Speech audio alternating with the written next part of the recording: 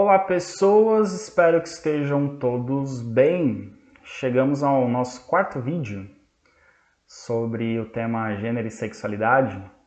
No primeiro vídeo a gente discutiu os conceitos relacionados a gênero e sexualidade, sobretudo os conceitos de sexo, de gênero e de sexualidade, né? A gente falou que sexo está ligado a características biológicas, anatômicas e órgão sexual do indivíduo. O gênero tem a ver com a identidade que ele constrói e com a qual ele se identifica ao longo da vida, né? Os papéis de gênero exercidos pelo indivíduo na sociedade. E a sexualidade tem a ver com o desejo sexual e relacionamentos afetivos que a pessoa desenvolve ao longo da vida. Então são três dimensões diferentes do ser humano, mas que acabam estando ligadas à questão de sexualidade, de identidade que a pessoa tem. Nós focamos principalmente no segundo e no terceiro vídeo a respeito da relação de gênero, no que foi a origem dos estudos de gênero, que era a relação entre homens e mulheres na sociedade, os papéis que homens e mulheres exercem na sociedade. E no último vídeo eu prometi que ia fazer uma discussão ali sobre alguns temas polêmicos, né, sobre a Lei Maria da Penha, a violência contra a mulher, mas eu vou acabar deixando esse tema para um outro momento, vai ter um outro vídeo mais específico sobre algumas questões polêmicas. E, enfim, isso vai ser retomado em outro momento. Então, nesse vídeo e no próximo, a gente vai conversar mais detidamente sobre a questão da diversidade sexual. A gente vai falar sobre aquelas pessoas que não se identificam com o que a gente chama de padrão heteronormativo. O que é o padrão heteronormativo? O padrão heteronormativo é a pessoa que se encaixa, que tem o gênero correspondente ao sexo e a sua sexualidade oposta ao seu gênero. Então, a pessoa que nasce com o corpo masculino se identifica com o gênero masculino e se relaciona com pessoas do gênero feminino. A pessoa que nasce com o corpo feminino se identifica com o gênero feminino e se relaciona com pessoas do gênero masculino. Então, isso é o padrão heteronormativo. Qualquer coisa que não seja isso, pessoa que nasce com corpo, com determinado corpo, se identifica com o gênero equivalente ao corpo e sente atração pela pessoa do gênero oposto ao dela. Qualquer coisa que não seja isso, a gente está falando de diversidade sexual.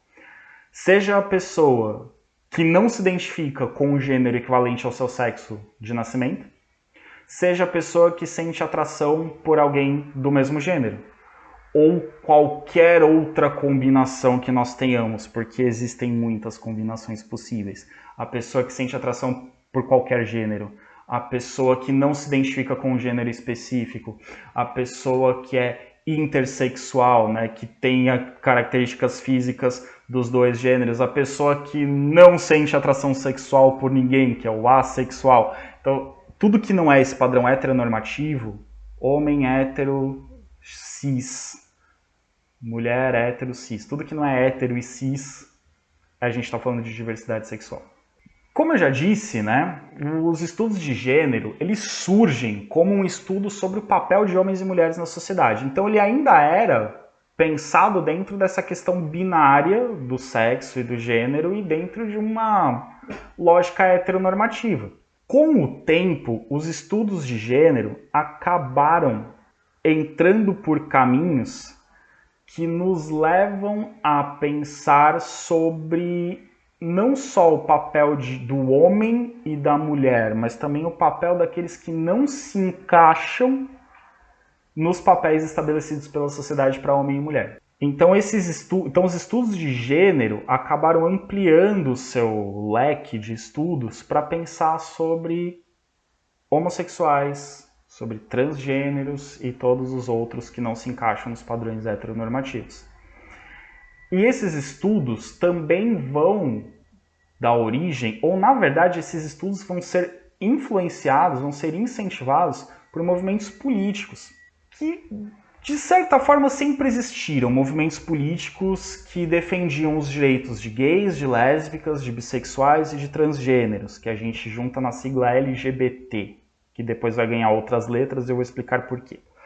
Então sempre teve, mas é a partir mais ou menos ali da década de 60, né? Aliás, sempre existiram, mais ou menos ali a partir da década de 60, eles vão ter uma força, né, como a gente viu no vídeo anterior, ali sobre o maio de 68, ele vai ter um papel importante para trazer visibilidade para esses movimentos relacionados aos direitos de pessoas que não se encaixam nos padrões heteronormativos, mas esses movimentos políticos ainda não eram incorporados nas pesquisas acadêmicas, né?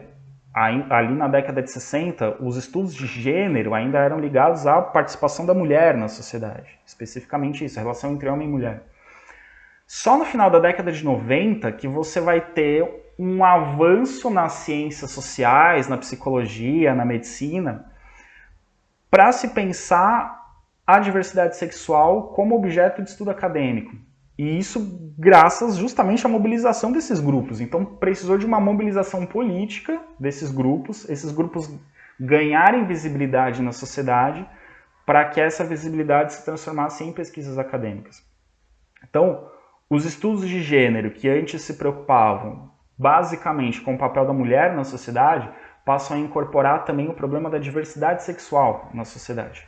Então, os estudos de gênero acabam incorporando esse problema da diversidade sexual na sociedade. Problema, estou dizendo problema de pesquisa, problema de curiosidade. Não estou dizendo que é um problema existirem pessoas homossexuais na sociedade. Estou dizendo como problema de pesquisa. O problema de pesquisa é entender o comportamento dessas pessoas, como que elas vivem na sociedade, as implicações disso. Então, você já deve ter visto muito e devem se perguntar muito, e isso é muito confuso para muitas pessoas, e isso também não é um assunto muito fechado, mas vou explicar um pouquinho sobre a sigla. Antigamente, lá nos anos 90, comecinho dos anos 2000, as pessoas falavam em GLS. A sigla GLS seria gays, lésbicas e simpatizantes. Só que o próprio movimento, que até então se chamava de GLS, achava que era muito restritivo. Então, assim, gays é o homem homossexual, lésbica é a mulher homossexual. E os simpatizantes é aquele que acha que essas pessoas têm que ter direitos. Só que isso era um tanto quanto restritivo, porque como eu expliquei para vocês lá no primeiro vídeo, se vocês não lembram, assistam o primeiro vídeo, uma coisa é a sexualidade, a orientação sexual, outra coisa é a identidade de gênero. E essa sigla dos gays e lésbicas não comportavam outros dois grupos que também são discriminados, que são os bissexuais, que são as pessoas que sentem atração tanto pelo gênero masculino quanto pelo gênero feminino, e acabava excluindo a ideia do transexual ou do transgênero, que no caso do transgênero ou do transexual masculino também aliás, a mulher trans, também conhecida, chamada por muitos de travesti. Esse T ele é mais complexo, mas vamos lá. Bissexual, atração por dois gêneros. Então, lésbicas e gays sentem atração por pessoas do mesmo gênero. Bissexual, tanto pelo gênero masculino quanto pelo gênero feminino. Agora, o transexual é mais complexo, porque o transexual não diz respeito à sexualidade. O transexual diz respeito à identidade de gênero, que isso é uma questão além. Então, o transexual não é o homem que sente atração por homem, ou a mulher que sente atração por mulher. O transexual é a pessoa que nasce com um corpo identificado como masculino, mas a identidade dela é uma identidade feminina. Ou nasce com um corpo feminino, mas constrói uma identidade masculina. Então isso é o transexual. Travesti é um termo que se refere a homens que se vestem de mulheres. Que travestir-se é usar uma roupa que não condiz com quem você é. Então esse termo era um tanto quanto pejorativo. Mas a questão não é essa. O transexual não é um homem que se veste de mulher ou uma mulher que se veste de homem. O transexual ou transgênero é alguém que tem uma identidade que não condiz com o seu sexo biológico. Então a pessoa nasce com características biológicas de homem, características biológicas masculinas, mas se identifica com o gênero feminino. Então vai adotar uma identidade feminina. Ou nasce com características femininas, características biológicas femininas, mas vai se identificar, mas vai adotar uma identidade masculina. Esse é o transexual. E aí, então, a sigla vira LGBT. Colocaram o L na frente para dar maior visibilidade para o movimento, né, para as causas das lésbicas, que são ainda mais discriminadas do que os gays na nossa sociedade. São ainda mais discriminadas, a discriminação contra as lésbicas é ainda maior, porque tem a coisa do o machismo e o machismo que coloca a mulher numa condição inferior, então a mulher que não se adapta aos padrões da sociedade, ela é mais discriminada do que o homem que não se adapta aos padrões da sociedade. Então aí a sigla virou LGBT, para dar visibilidade também para os bissexuais e para os transexuais ou transgêneros. Só que tem pessoas que não são necessariamente... Então, assim, voltando lá à questão. Então, o transgênero, a gente está falando de uma relação entre sexo e identidade de gênero. Gay, lésbica, bissexual, a gente está falando de uma relação entre identidade de gênero e sexualidade. Então, são coisas diferentes.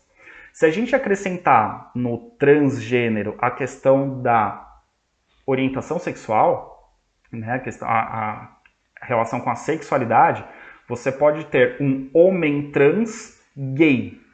O que é um homem trans gay? O homem trans, ele se identifica como homem, mas tem ali traços biológicos de mulher. Então, nasceu com o órgão sexual feminino, com traços anatômicos femininos, mas se identifica como homem. Então, ele é um homem trans.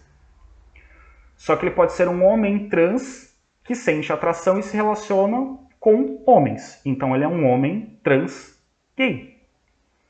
Nós podemos ter uma mulher trans lésbica. Nasceu com um corpo com características do sexo masculino, mas tem uma identidade de gênero feminina.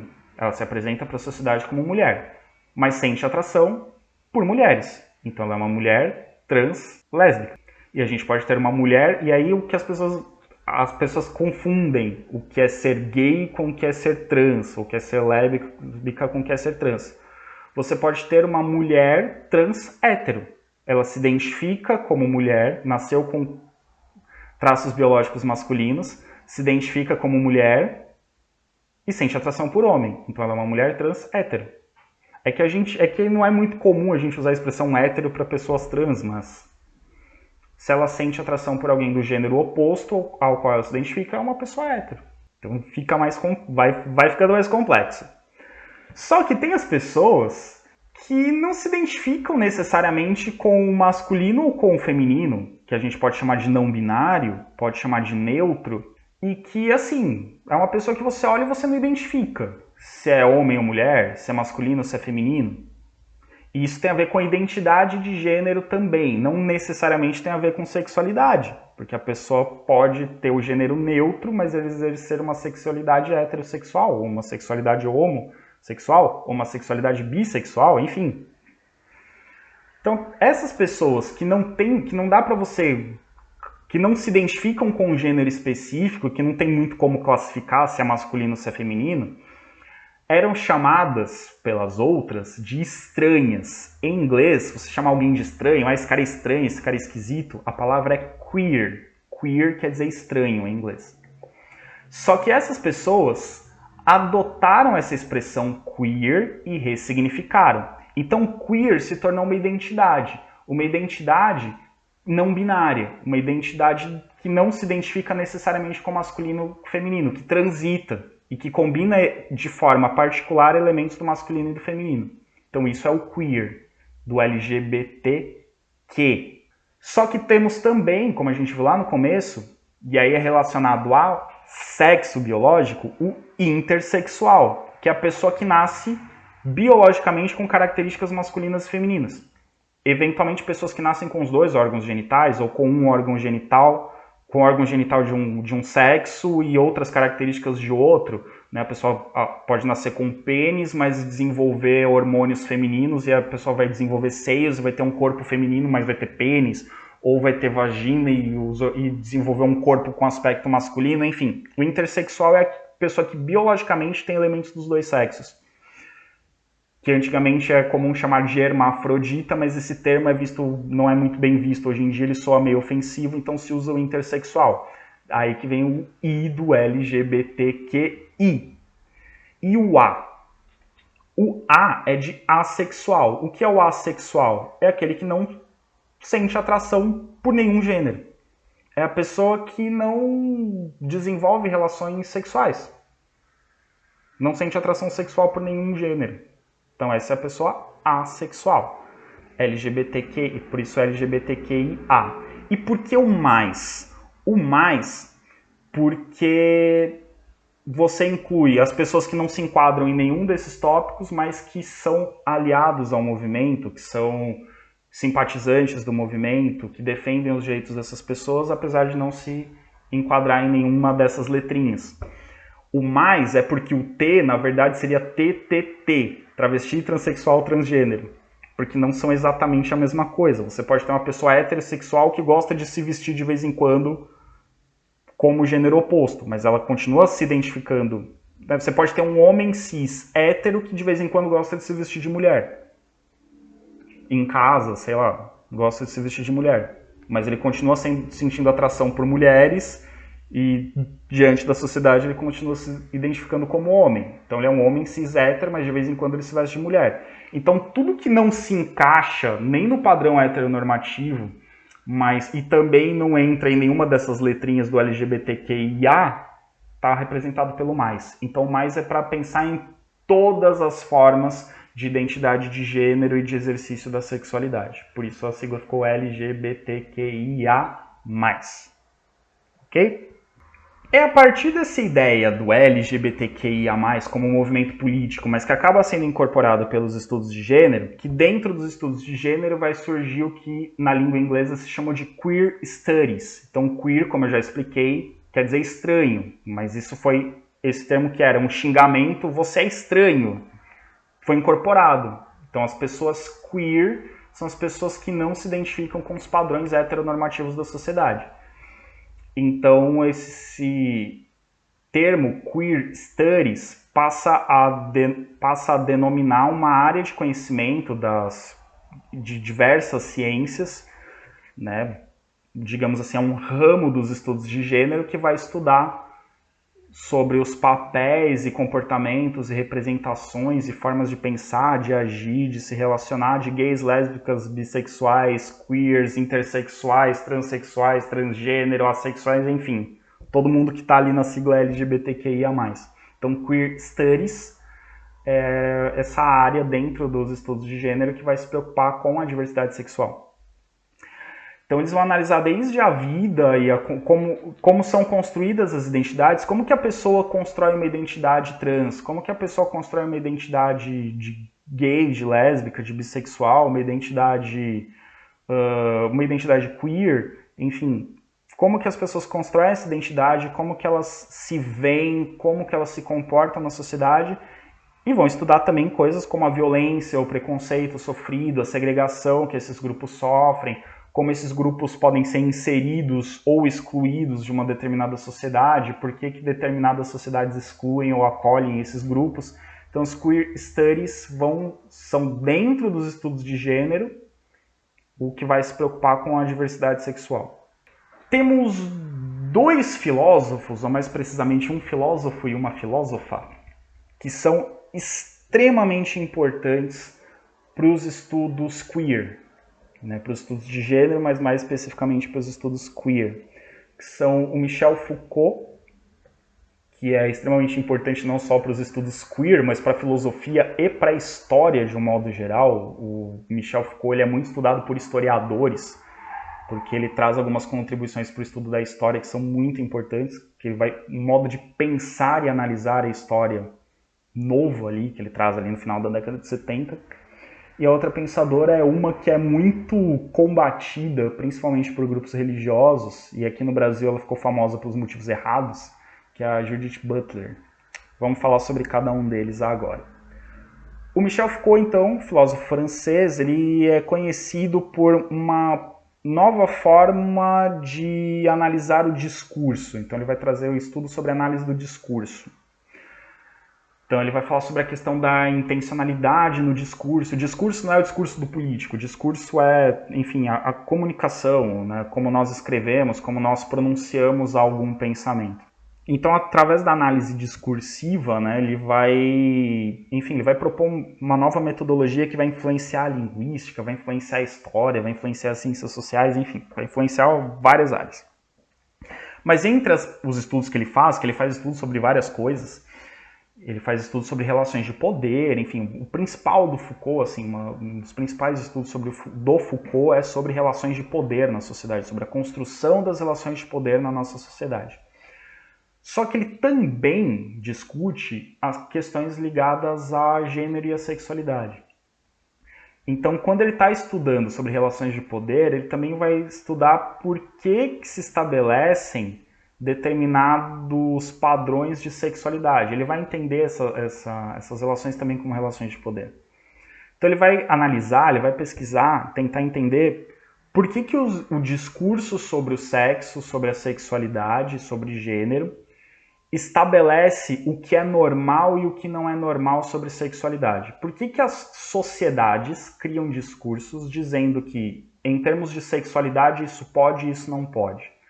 E aí tem várias questões, né? Tipo, o que pode e o que não pode? Pode relações homossexuais?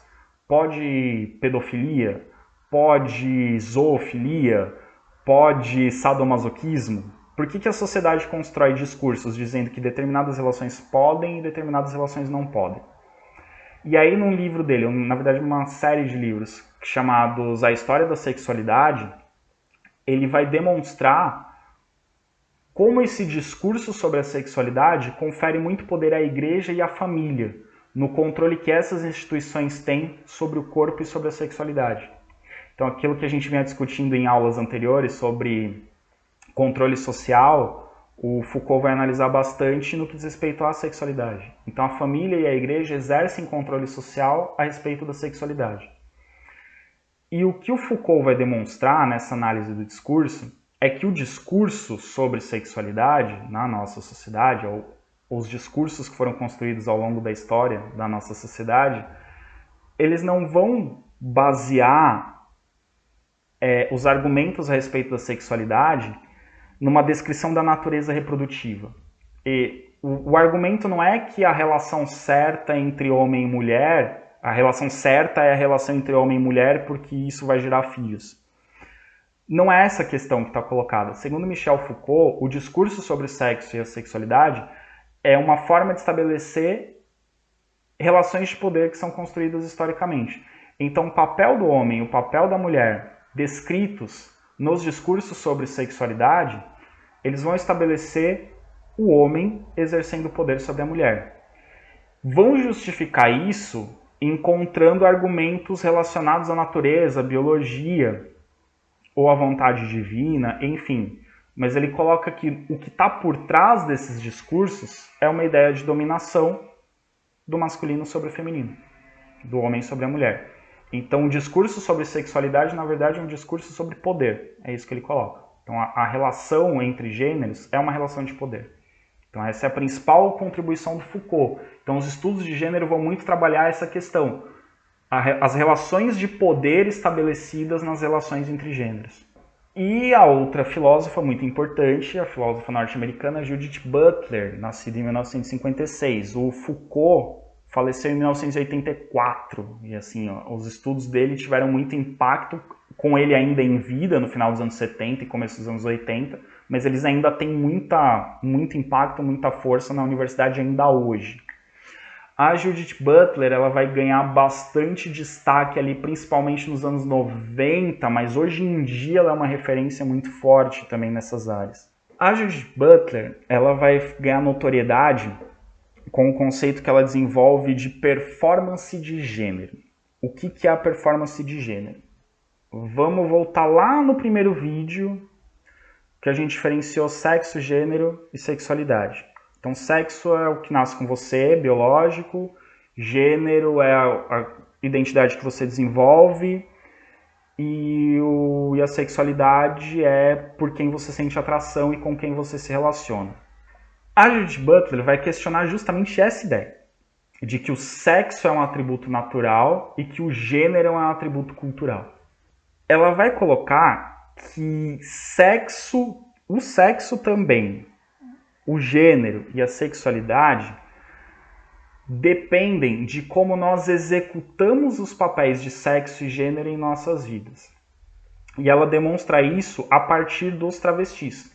Ela usa os travestis como exemplo para demonstrar que, a priori, a princípio, qualquer pessoa poderia exercer qualquer papel de sexo ou de gênero. Então, qualquer pessoa, independentemente do corpo com o qual ela nasce, ela pode exercer um papel de homem ou de mulher.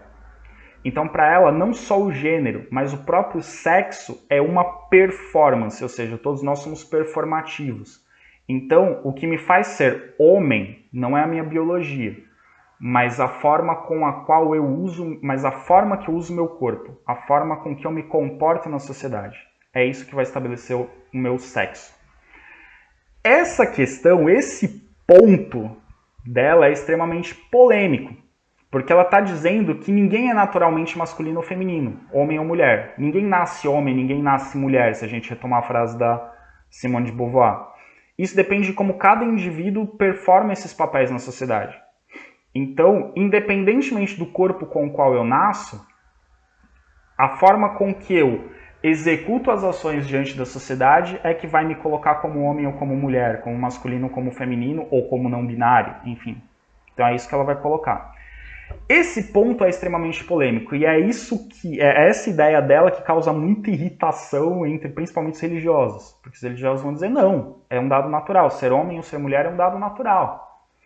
E mesmo alguns pesquisadores da área vão dizer, não, pera, uma coisa ok, é o gênero ser construído socialmente.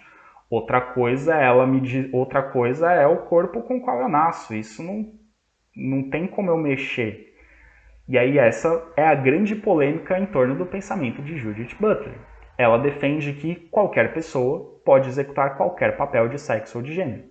E tem pessoas que vão dizer que não. Gênero, ok. Identidade de gênero, ok. É construída socialmente, uma pessoa pode ter uma identidade de gênero oposta ao seu sexo de nascimento. Agora, será que qualquer corpo realmente é capaz de executar qualquer papel de sexo? Esse é o ponto. É essa a colocação, essa é a discussão. A Judith Butler diz que sim, qualquer corpo pode executar qualquer papel de sexo. E outras pessoas vão dizer que não. Corpos masculinos são capazes de executar determinados papéis, corpos femininos são capazes de executar outros determinados papéis. Existem papéis que corpos masculinos não conseguem executar, e existem papéis femininos que determinados corpos não conseguem executar. Essa é a grande polêmica, pelo menos ao meu ponto de vista, é a grande polêmica da Judith Butler. Mas essa contribuição que ela traz a respeito da performance de gênero é muito interessante, porque ajuda a gente a entender que as pessoas executam papéis na sociedade. Então essa ideia de que cada gênero tem um papel, ou a gente questionar se determinados papéis são realmente específicos de cada gênero, isso é uma contribuição importante que ela traz. Porque no fundo, cada indivíduo pode executar muitos papéis diferentes. A polêmica em torno da Judith Butler é, ok, cada pessoa, cada corpo pode executar vários papéis, mas pode executar qualquer papel? É infinito? São infinitas as possibilidades de cada corpo? Ou cada corpo tem limitações que permitem que ele execute determinados papéis, mas impede que execute outros? Essa é a polêmica. Professor, você tem uma resposta para isso? Não, vou deixar para vocês. Pensem sobre. Quando a gente fala de sexo, sexualidade, diversidade sexual, a gente está lidando com um tabu. O que é um tabu? Tabu é como, enfim, a antropologia, a sexologia, a sociologia, a psicologia, a psicanálise, enfim, mas é um termo que vem muito forte da psicanálise, do Freud, esse aí da foto. O tabu é um assunto que não pode ser discutido. É um assunto que as pessoas não podem discutir, não podem emitir opiniões, de preferência não podem nem falar sobre. Se não falar sobre, melhor ainda. E quando a gente fala de sexo, de sexualidade, isso é um tabu na nossa sociedade. Em muitas famílias, infelizmente.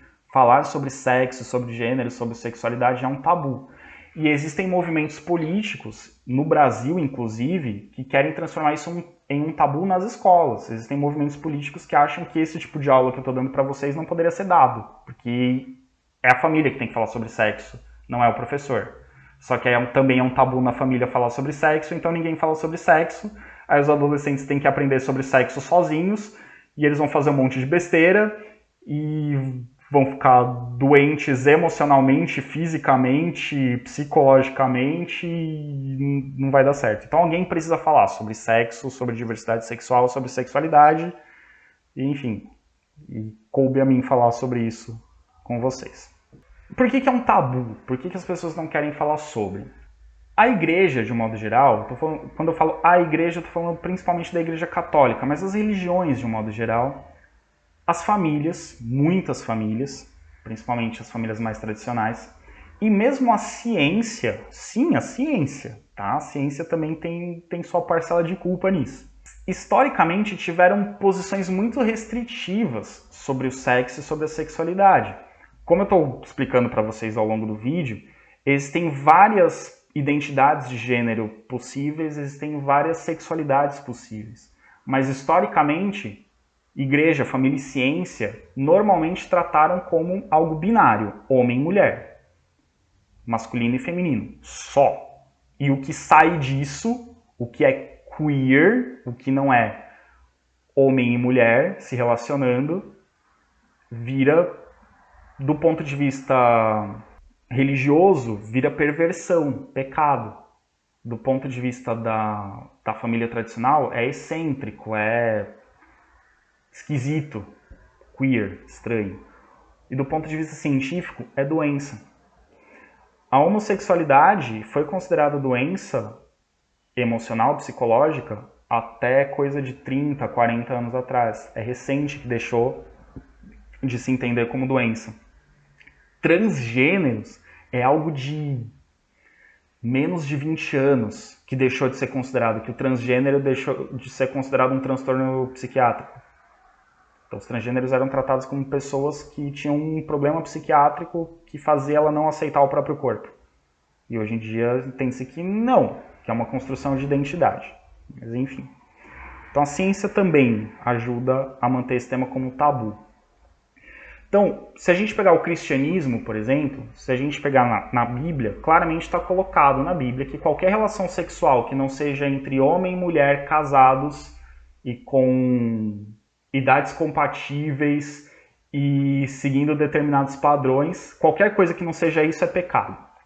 E geralmente qualquer relação sexual que não fosse essa padrão, homem e mulher casados, a igreja chamava genericamente de sodomia, que é uma expressão que existe na Bíblia que faz referência à cidade de Sodoma, que foi destruída por Deus porque porque as pessoas eram muito pervertidas. Então qualquer coisa, para o pensamento da igreja, não era muito diferente uma relação homossexual, né, uma relação sexual entre dois homens ou uma relação sexual entre duas mulheres, de uma relação sexual entre um homem e uma mulher, só que não estão casados, ou de um homem casado com uma mulher que não é sua esposa, ou de uma mulher casada que não é o seu marido, com um homem que não é o seu marido, enfim. Ou que a gente chama hoje de pedofilia, que é um adulto com uma criança, ou que a gente chama hoje de zoofilia, que é relação com animais, né? Enfim, então não era assim, saiu do padrão é pecado e é errado. Então, no pensamento cristão não tinha muita diferença, não tinha essas classificações. Essas classificações, esses nomes específicos para cada tipo de relação, vêm da ciência e tem uma grande influência do pensamento do Freud, que estudou a sexualidade no final do século XIX e começo do século XX. Só que o Freud, ele classifica os tipos de relação sexual com um olhar médico e patológico. Então, o termo homossexual ele surge a partir da psicanálise, no final do século XIX. E o termo homossexual surge para identificar uma doença. Então, assim, Freud tem uma grande importância para a gente compreender a sexualidade, a diversidade sexual, mas o próprio Freud tratava os comportamentos sexuais desviantes, o que não era padrão, como doença. Então, assim, não é que os religiosos consideram a homossexualidade uma doença. Os religiosos consideram a homossexualidade pecado. quem considerou doença foi a própria ciência, foi a própria medicina, durante um tempo. Hoje em dia não mais, mas durante um tempo a homossexualidade foi vista como doença pela própria ciência. E tanto que o termo era homossexualismo. O sufixo ismo é utilizado para várias coisas, entre elas o sufixo ismo identifica doenças. Então o homossexualismo era um tipo de doença, uma doença emocional, uma doença psicológica, uma doença psiquiátrica, que supostamente você poderia tratar e curar a pessoa. Hoje em dia os psicólogos são absolutamente contra qualquer tratamento psicológico que se promova a curar uma pessoa gay, porque acredita-se que isso é um comportamento sexual entre vários possíveis, isso não é uma doença. Então, hoje em dia se usa o termo homossexualidade. Homossexualidade é a condição da pessoa. A pessoa que sente atração por outra pessoa do mesmo gênero tem uma condição de homossexualidade. Então, quem usa o termo homossexualismo se refere a isso como doença. Por isso que o movimento LGBTQIA+, não gosta do termo homossexualismo, porque isso era usado quando se tratava como doença. Tudo bem? E é justamente o movimento LGBTQIA+, que ao longo do século XX, principalmente nos dias de hoje, tenta desconstruir essas ideias. Claro, do ponto de vista religioso, se você é uma pessoa religiosa, se você segue a religião, você vai dizer o que é pecado e o que não é pecado dentro da sua religião. Ok. Mas o que principalmente o movimento LGBTQIA+, tenta demonstrar é que ser homossexual não faz a pessoa ser uma pessoa má.